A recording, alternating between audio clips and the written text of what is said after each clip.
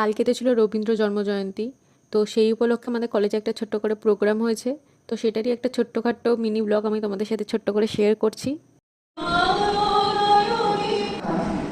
বৈশাখ মাস পেরিয়ে গেলে আবার থেকে সে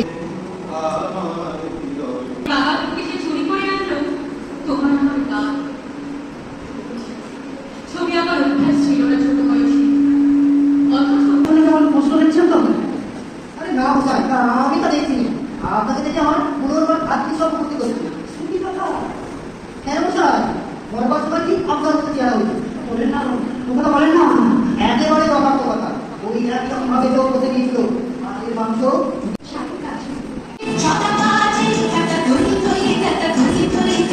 এক ঘড়িতে কেবল তুমি আর আমি যাবো। তো দ্যাটস ইট ফর টুডে। ভিডিওটা ভালো লাগলে লাইক কমেন্ট শেয়ার করে দিও। বাই।